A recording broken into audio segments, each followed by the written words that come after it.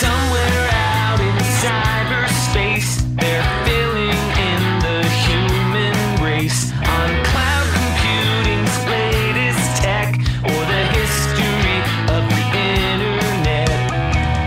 What will they cover this time?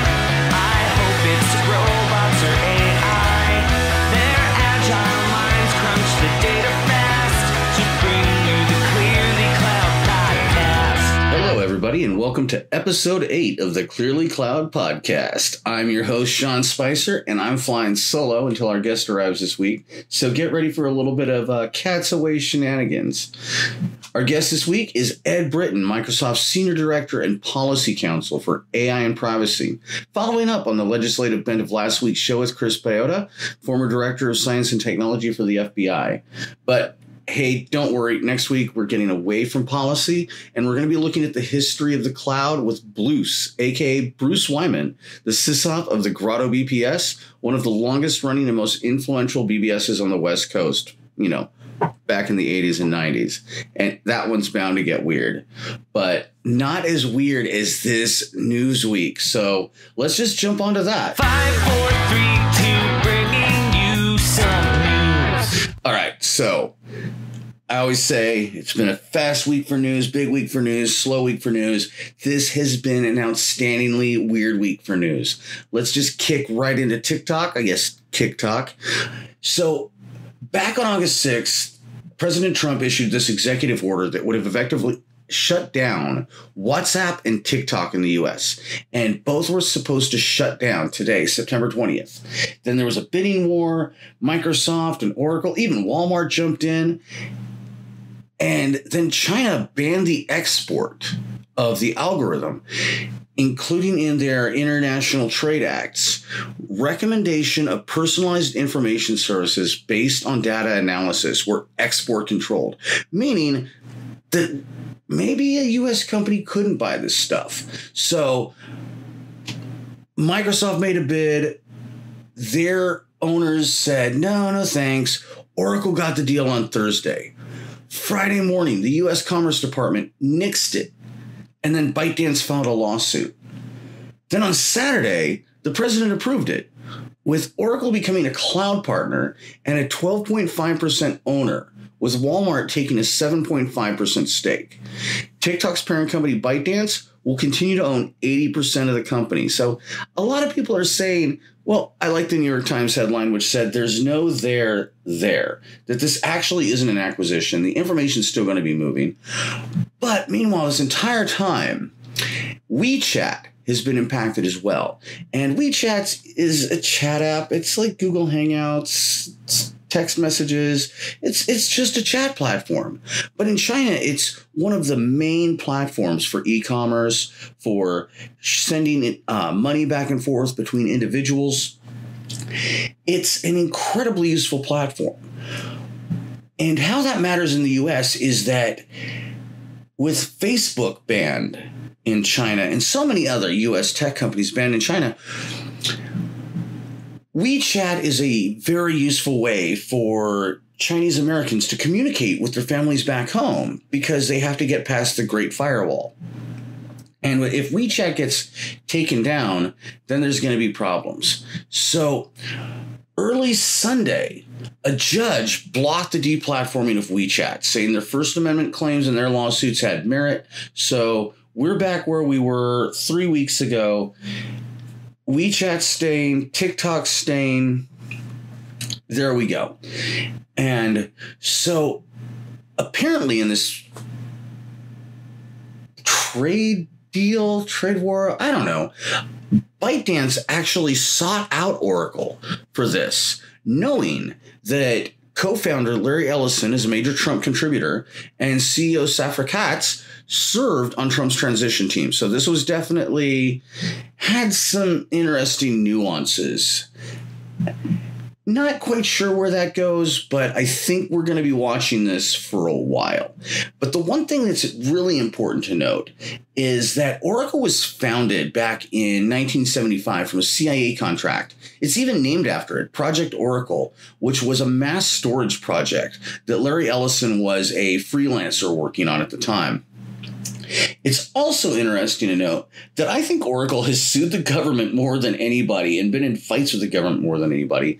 And they were actually banned from bidding on GSA contracts after a 2011 False Claims Act settlement for overcharging the government from 1998 to 2006. So 8 years, and that settlement was $200 million. And then there's this JEDI contract, which went to Microsoft. There's some fighting from Amazon. Oracle really didn't even have a place to come in for the contract, but they've been working as gadflies and working to stop this deal for a while, hoping that they could get it. Now, what's also going on in Washington, and I've got to give like a big hands up to everybody who worked to get this passed. On Wednesday, the House passed an IoT security bill, an Internet of Things security bill. And this has been making its way through the halls of Washington since 2017. Now, this bill requires NIST to issue guidance on securing IoT devices and will restrict companies selling IoT to the government. And normally what happens when there is a government regulation, that causes downstream results on the consumer side. Because if I'm going to make something that I'm going to sell to the government, well, I'm just going to go ahead and make the same thing for the consumer side, and those protections will be there. And the big issue with this is that home IoT devices, from cameras to doorbells to baby monitors, have given rise to these immense botnets used for distributed denial of service attacks. It's so much easier for me to say DDoS, like those that recently took down the Australian Stock Exchange, and also a notable attack where hackers were able to exfiltrate a Las Vegas hotel's guest records by hacking a thermostat controller in an aquarium. And this also gives way to the Christmas Day attacks on the PlayStation and Xbox networks that usually bring those things down, griefing people who bought new devices. Now, a huge player in IoT is ARM.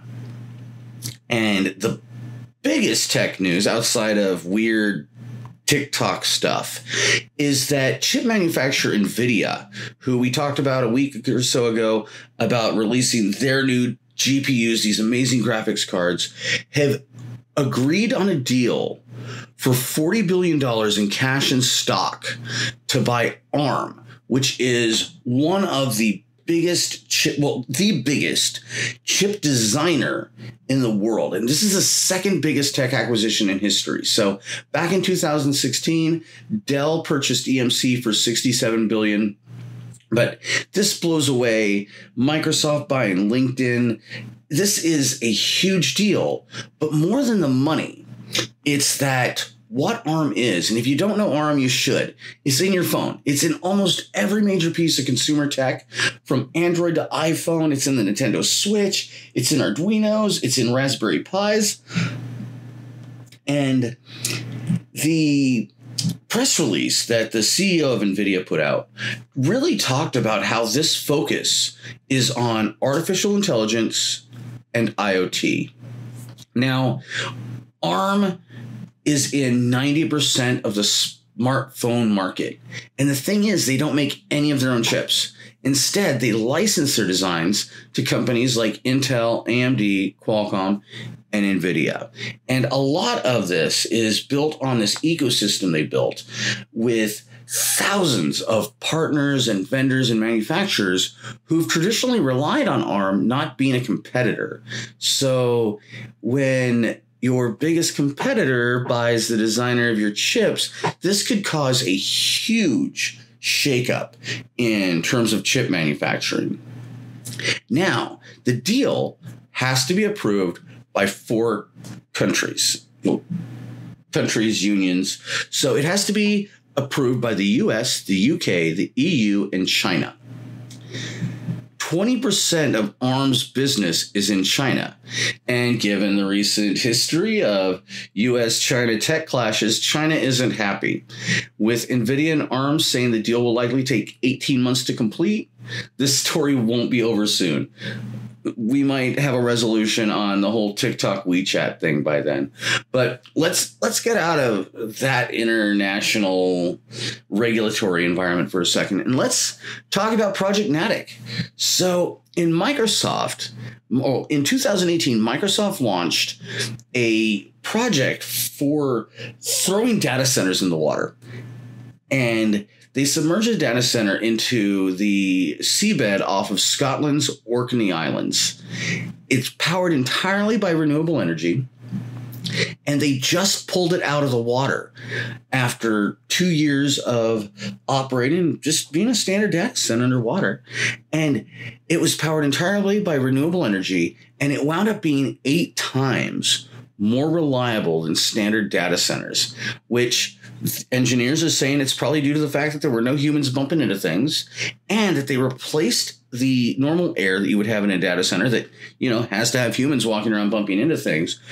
They replaced that with dry nitrogen, which doesn't come with the corrosion issues of oxygen. So they've got air samples. They're taking this whole thing apart, and they're figuring out what worked, what didn't. And this has a huge potential for boosting edge computing and in getting data centers closer to customers. So I'm really excited to watch this.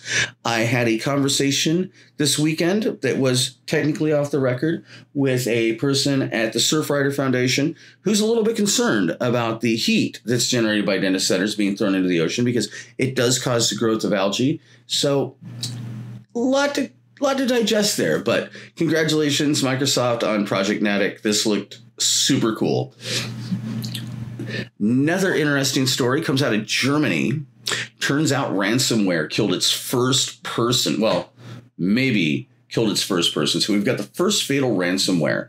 So a Dusseldorf hospital had a ransomware attack that forced it to close its accident and emergency departments on September 10th.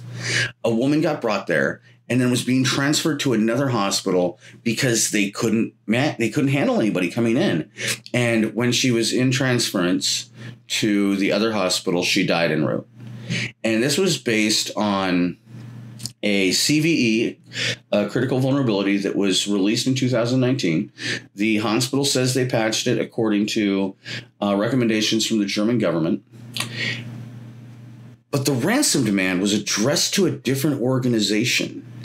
And when police contacted those responsible for the ransom request, they just turned over the keys, probably realizing, we're probably in some deep water here.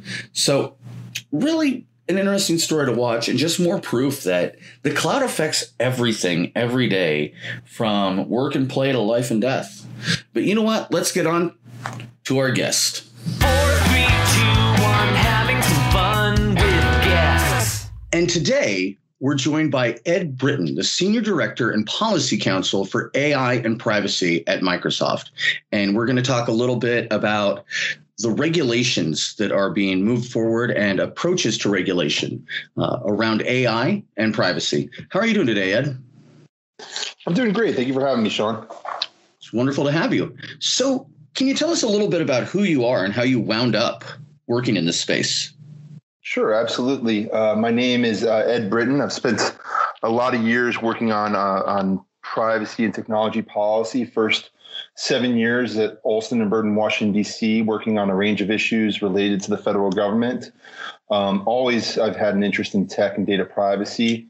In my time at the firm, I liked where Microsoft stood on those issues. They were always pushing the ball, moving the ball forward, and definitely a thought leader on these issues. So I moved to Seattle from DC, worked in their headquarters for over 6 years on global privacy, legal, and policy issues. Leaving in 2014, and that was certainly a fascinating time to work on these issues globally. The GDPR was proposed, passed, and implemented. The General Data Protection Regulation, that's Europe's privacy law. The California Consumer Privacy Act went from initiative to becoming the first comprehensive privacy law in the U.S.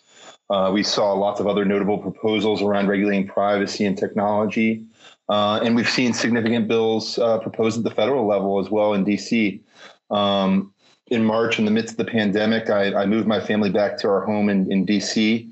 I was hoping I'd make it in time to see the Nats banner unveiling, but in this COVID time, I bought myself a really gaudy like championship ring as a consolation for missing out on that. and now here in DC, I'm focusing on AI and privacy.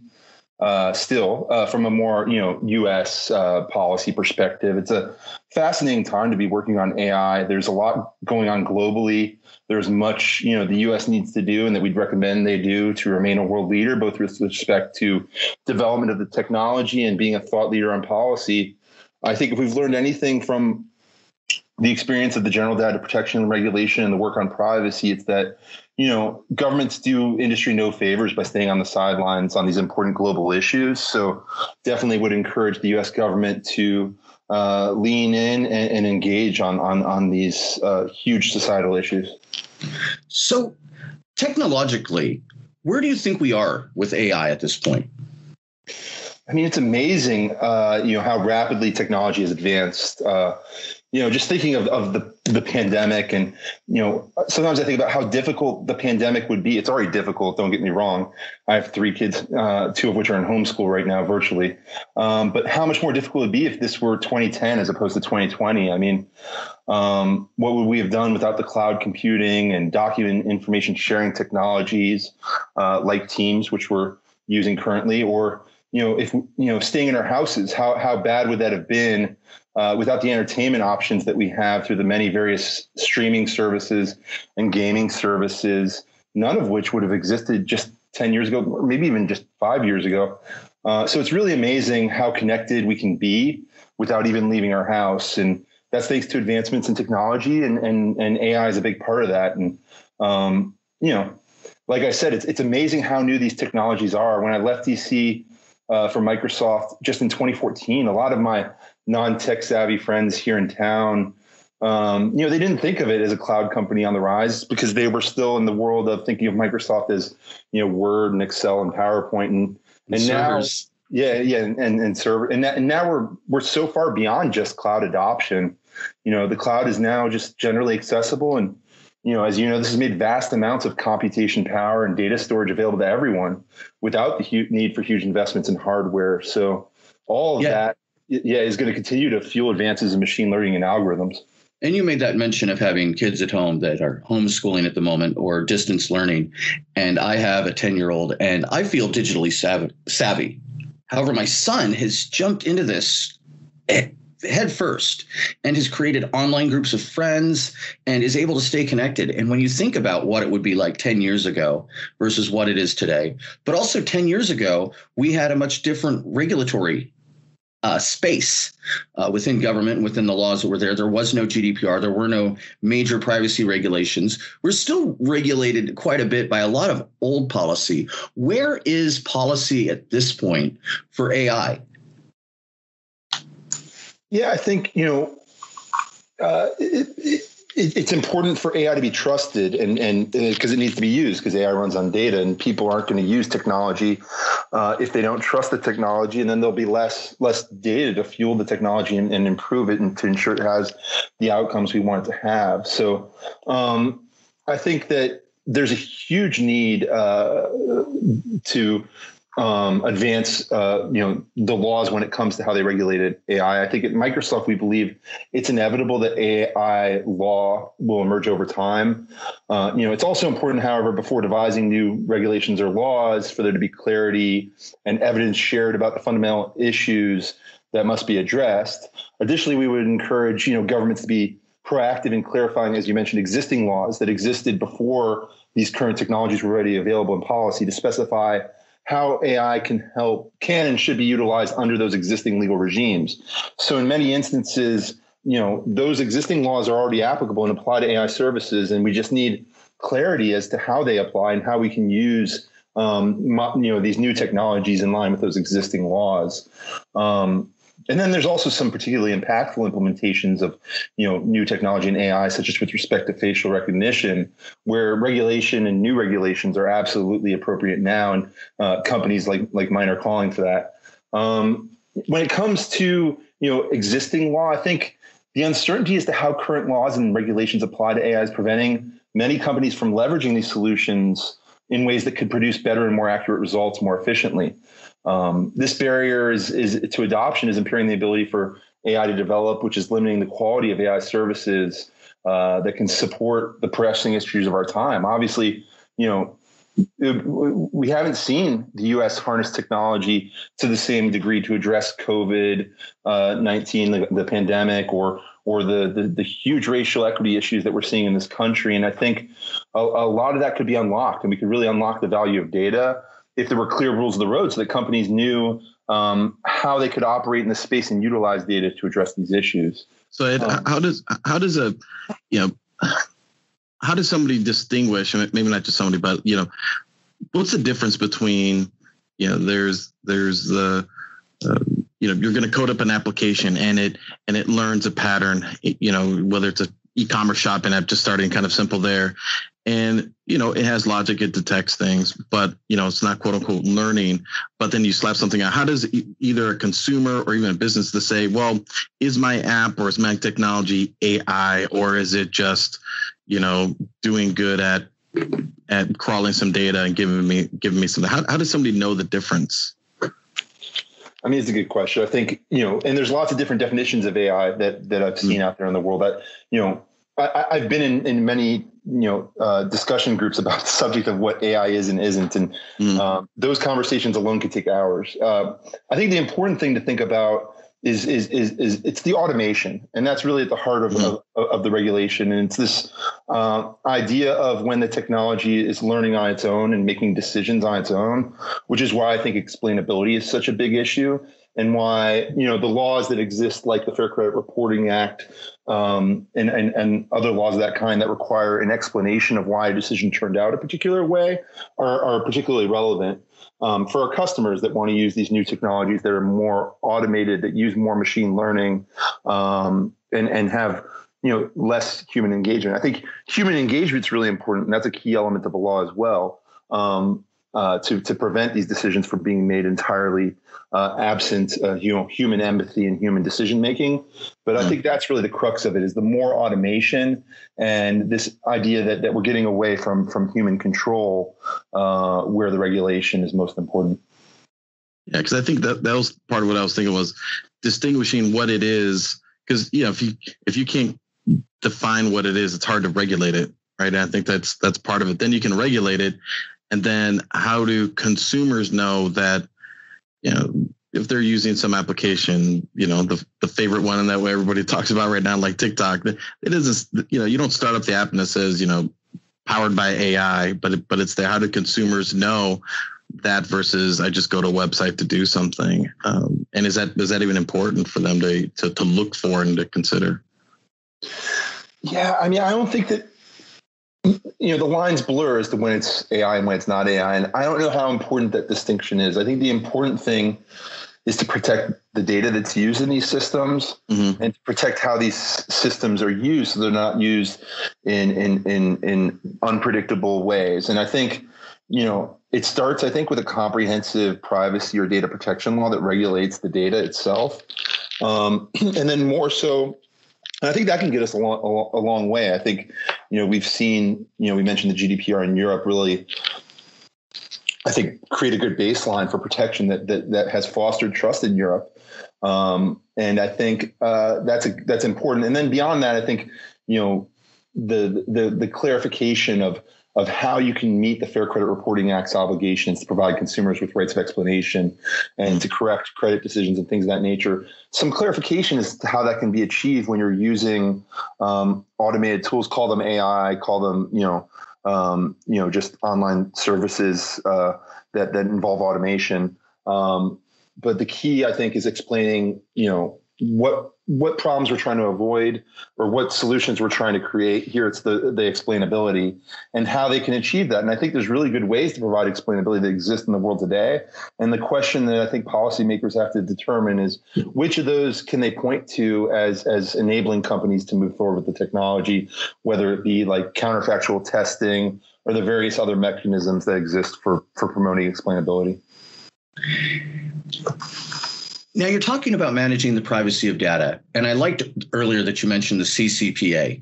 And a lot of people speculate that the CCPA is going to eventually become kind of the scaffolding for a broader federal Data Privacy Act. How do you feel about that? Do you think that might be the case?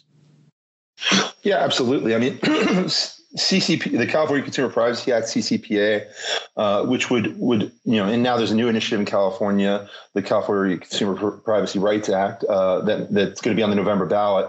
But are leading the country when it comes to comprehensive privacy requirements. And I think CCPA was a landmark law. It was the first comprehensive, and when I say comprehensive, I mean broadly regulating personal information law to pass in the United States, which provides that important baseline protection that I was talking about. But why should, California is the fifth biggest market on earth. So California's passing a law is certainly impactful.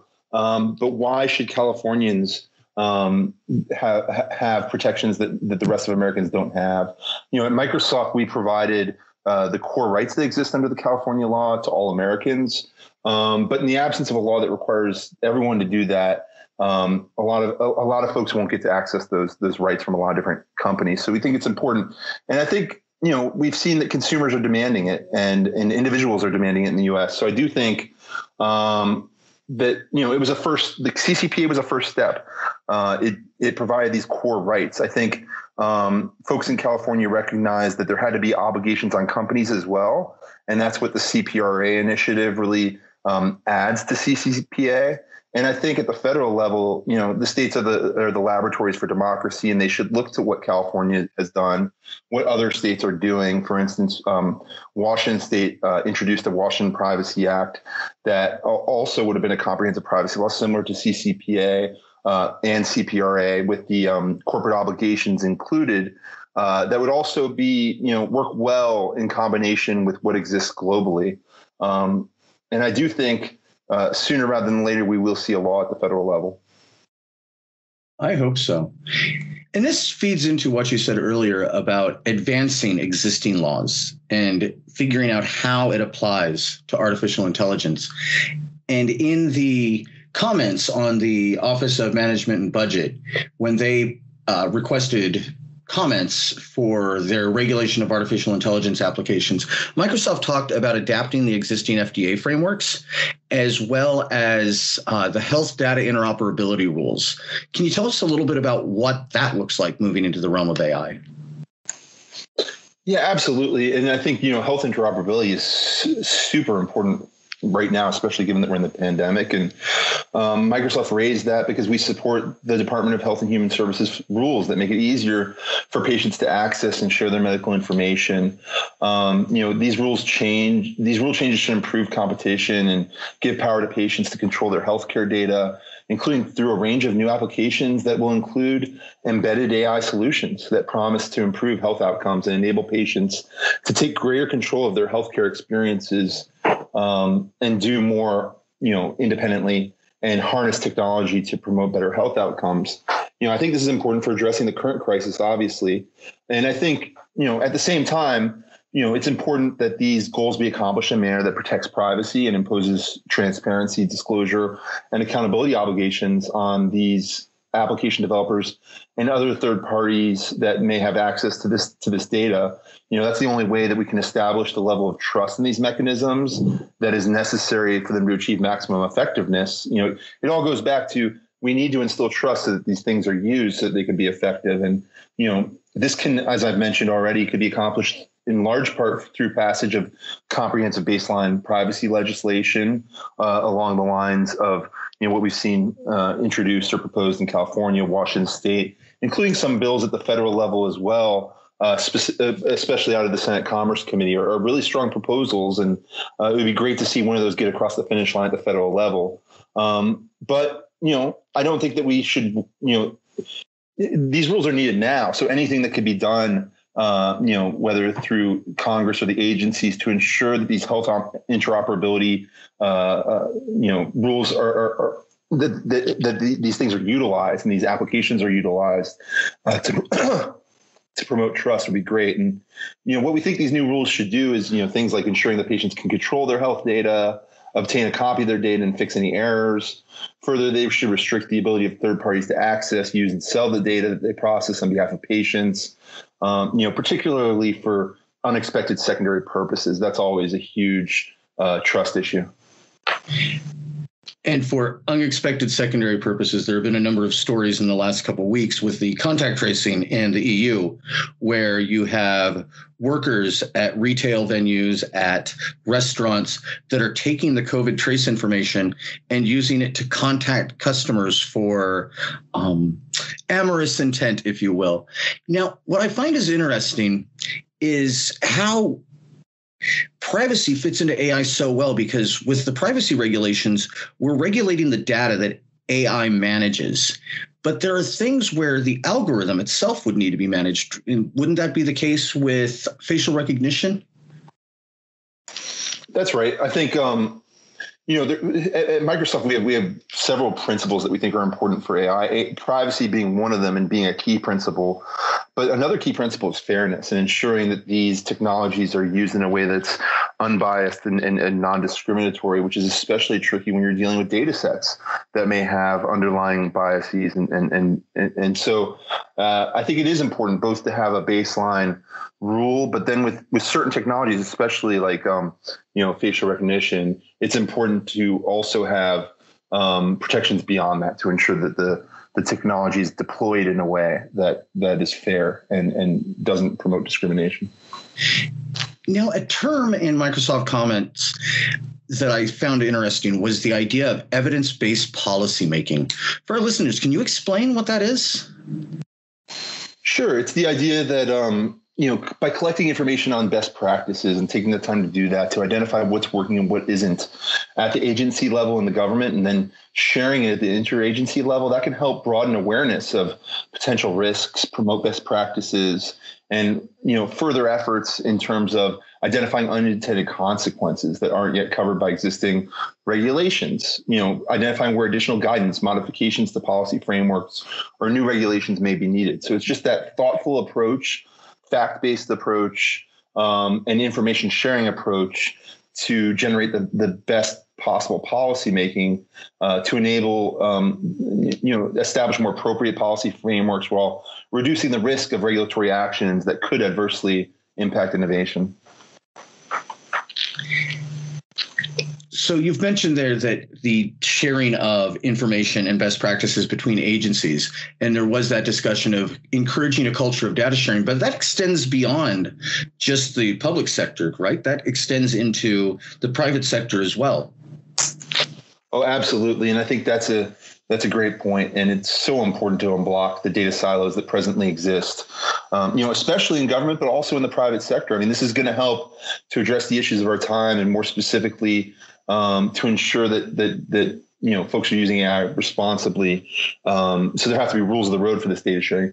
An example of private sector data being leveraged to improve policymaking at Microsoft, we've used our analytics of anonymized data that we collected to evaluate the performance and security of our software and services to improve broadband access policy. Specifically in 2018, our analyses of this data showed that the number of people who have access to the internet at broadband speeds is much lower than broadband access data reported by the Federal Communications Commission in its broadband map. As independent studies have shown that there's a direct correlation between broadband access and economic growth.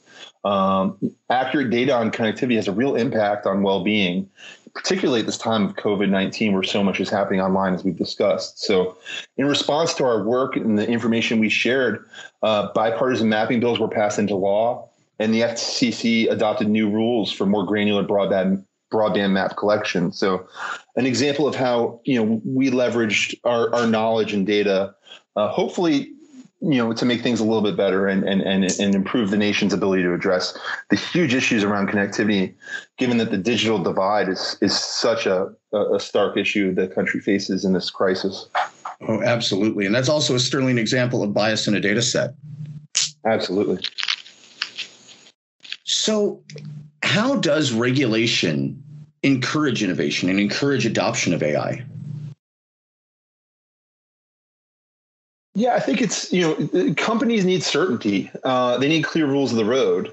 And I think, especially a lot of our big customers are very risk averse, and they don't want to wade into things that could get them into trouble, both with laws that it's unclear how the law applies to this new technology, or just in general with respect to public relations and customer service. So I think by providing clear rules for the road, by explaining how existing laws apply to these new technologies, that's going to foster utilization.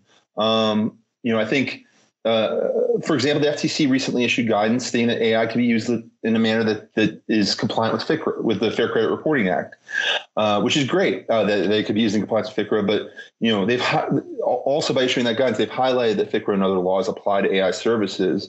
And what's needed next, I think, is guidance and instruction as to more granularly how that compliance can be achieved, and that will really help alleviate some of the concerns of customers and those looking to utilize these services to take that step and actually put them into use. The Fair Credit Reporting Act is not the only U.S. law which requires this type of explanation that I think is of concern to folks that might want to use AI technologies. Is also the Equal Credit Opportunity Act, the Fair Housing Act, which provide individuals the right to be informed of the specific reasons underlying a decision and the ability to seek redress. So from a policy perspective, this is just one example of how the U.S. government could explain how this can be done in compliance with those existing laws. And I think that would really both promote the use of these technologies in a way that's compliant and protects individuals, but it would also encourage more companies to actually take that step and move forward with the confidence they can do so in compliance with the law. Yeah, I think that's kind of an interesting point. I mean, there seems that as a company, you almost think that there's two paths. Maybe there's a third. You kind of walk on the line, but there's ones that say, we're building a product, AI is great, and we're just going to go for it. I don't see any really clear definition of regulations. So I'm just going to go for it. And if they start to regulate, then I'll adapt. But that could be harmful. The other is, well, I think I could really leverage it in this way, but it's not really clear. So maybe I have to hold back, maybe do a little bit, but not really innovate as much as I'd like to, because I'm so risk averse of, impacting the rest of the business that you could have. So I think that what you're calling out is kind of help bring those two parts together to make it clear so you can innovate and do things and make sure it's not harmful and follow the law. And at the same time, consumers would feel better about it and get better services from it. That's exactly right. Because in the absence of that clarity, what you're going to have is you're going to have the former types of companies that you mentioned that are going to move forward because they see the opportunity, and the responsible, companies that are more concerned about doing the right thing may stay out of the arena. So I do think that, we want to encourage those responsible, large established companies, not just large established companies, but just the companies that are more risk averse and more responsible. We want to encourage them to use these technologies and develop them as well. So I think that, but these companies aren't going to act until they feel confident they can do so in a way that satisfies the law. Right. And I think a lot of companies learned their lesson with GDPR and in a way with CCPA. Well, honestly, with any regulation where the early movers within a vertical or an industry that adopt this technology and they have everything set up and running, and then the regulation appears and now they have to retool everything. They have to adapt their practices, which often comes at incredible expense. And one of the things you mentioned, and I don't want to get into the technical side of things here, I really want to stay focused on policy, but when you were talking about the housing agencies where they need to expose how a decision is made. This is one of the problems with AI, is that AIs tend to become black boxes. How is that being handled and even thought about? Yeah, I think that's and there's been countless academic papers written about this subject. It's because it's just such a fascinating problem. But I think there are ways to promote explainability of algorithmic decision making by encouraging companies to give the users of the technology meaningful information about the inputs that affect the decisions, the ways in which algorithms are selected and used, and how algorithmic decisions are made. And there's a lot of ways that companies can do that, including through concepts such as data sheets for data sets, which is the idea that AI systems are best understood by evaluating the underlying training data, the process used to train the model, and the resulting model. And it's a project that a group of Microsoft researchers is seeking to advance as a common framework for documenting and explaining key characteristics of the underlying data sets. Another example would be through counterfactuals, and our researchers are also doing great work on using counterfactual explanations to generate explanations for individual outputs or predictions by identifying the smallest change to the input features that would cause the model or system to produce a desired output or prediction.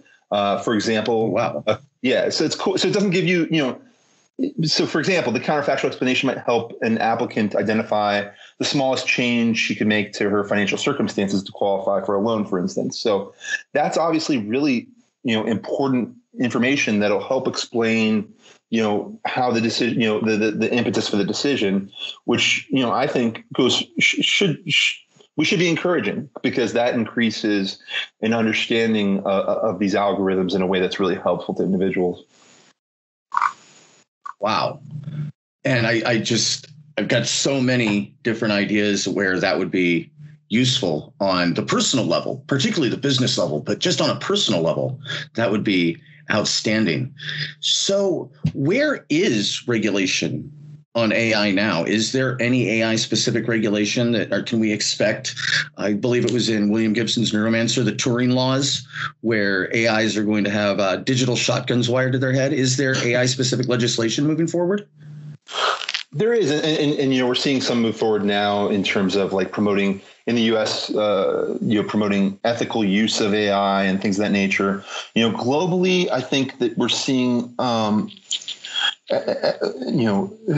the most forward-thinking proposals are again seeming to come out of Europe, and that's why it's so important, I think, to encourage U.S. engagement on these issues as well, because it should be, I think, a global conversation. And so I'd really hopeful that these regulations coming. It's needed. There's ideas out there for how to ensure trust and ensure fairness and ensure the technology is used appropriately. And I think it really demands, a multilateral, multi-stakeholder conversation.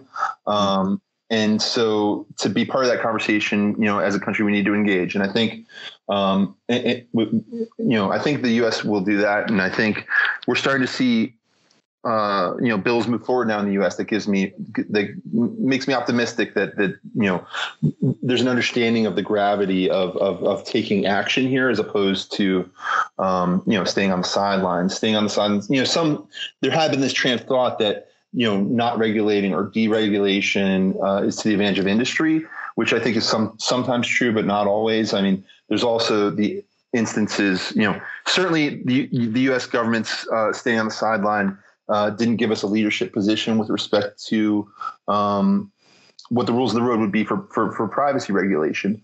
But I don't think, it's not that, and now the rules of the road are what the rules of the road are. And I think that the standard's been set globally, and that's the environment that we operate in. And I think it's important for the U.S. to engage on AI to ensure that the U.S. voice is heard in this space. Technology has accelerated and the rate of innovation has accelerated. And one of the things about AI is that when AI starts moving and analyzing, it is incredibly fast. And that's almost a direct opposite to when you hear about, stories like what David told us in our first episode, the amount of time it took to get the Cloud Act passed. And it really is a race. So for our listeners, Ed, what can they do if they're concerned about this?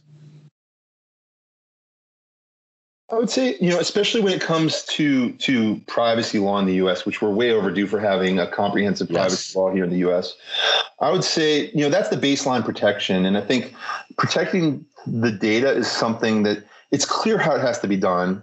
The global standard's been set. There are now U.S. proposals and even the law in California that are very much interoperable with the global standard. And I think, regardless of the model that actually moves forward, I think the most important thing is for a comprehensive privacy law that protects data to move forward. And so I would encourage folks to let it be heard that Americans want privacy protection. And there have been recent studies by Pew and KPMG and others that indicate that this is the case. In fact, a recent KPMG report indicates that 9 out of 10 Americans view privacy as a human right. And I think, give it, if the public demands it strongly enough, folks in DC will hear that, and I think we'll move forward. We have really good proposals now at the federal level in DC out of the Senate Commerce Committee from Chairman Wicker, Ranking Member Cantwell, and others. Comprehensive proposals that would stack up well against the global standard, and I think arguably even improve upon the global standard and move privacy law forward in the United States. There's obviously issues, political issues and other issues standing in the way, but I think perhaps we can get folks to the table to work those things out if the public lets their legislators know that this is an important issue that they care about. Wow, that is a lot to digest. Thank you so much, Ed, for joining us. We appreciate it greatly, and we look forward to having you on again someday. I really enjoyed it. Thank you. My family's heard all this from me before, and they don't like they're not as interested as you guys have seemed to be. So I'm always happy to come and talk about these issues that I find really interesting. And so thank you for having me and giving me that opportunity. Absolutely. Thank you very much, and have a great day. Somewhere out inside